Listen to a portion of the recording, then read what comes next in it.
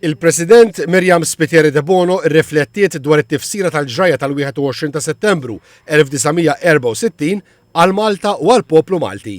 F'messaġġ fis-60 sena ta' Malta indipendenti, il-President qalet li minkejja irwiefen li setgħu inqalgħu dan iż-żmien issarraf ftitib fil-ħajja ta' kuljum tal-poplu. F'dan il-kuntest semmiet l-iżvilupp fl-ekonomija, fis-saħħa, fl-edukazzjoni u l-ħolqien ta' opportunitajiet f'ħafna oqsma fejn id-demokrazija li tħadmet issarfet ukoll f'tisħiħ kulturali. Il-Kap tal-Istat qalet li wasal iż-żmien għal riflessjoni li l-ġejjieni li jrid jinbena għal dawk li jitnislu minna jinsab f'idejna. Żidet tgħid li dan ifisser li l-ġejjieni huwa pis fuq moħħna u spallejna għax aħna fid-dmir ngħaddu lil ta' warajna pajjiż sod fil-prinċipji li ma jkunx ta' teddida għall-ebda nazzjon ieħor u li jaħdem għat-tisħiħ tal-paċi madwar id-dinja.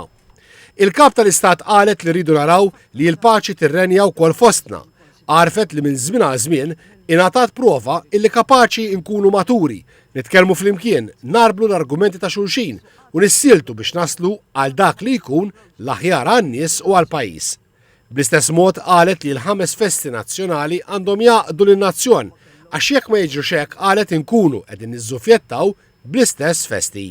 Fil-messaġġ tagħha l-President qalet li m'hemmx lok aktar għal interpretazzjonijiet li jnislu firda fost il-poplu dwar il-kisbiet tal-indipendenza. Komplit tgħid li intesiet il-kontroversja dwar l-interpretazzjoni kif kellu jsir it-tibdil fil-Kostituzzjoni biex mill-Monarkija Malta ssir Repubblika.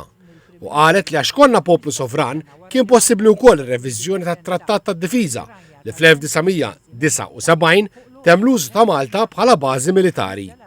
Il-President appellat biex jitwarbu kontroversi vojta u nuru li aħna poplu matur li nerfgħu responsabilità li għandna biex ngħaddu lil ulied Malta tal-ġejjieni pajjiż aħjar fl-oqsma kollha u nissuktaw niżżirgħu l-armonija u l-paċi fost il-ġnus.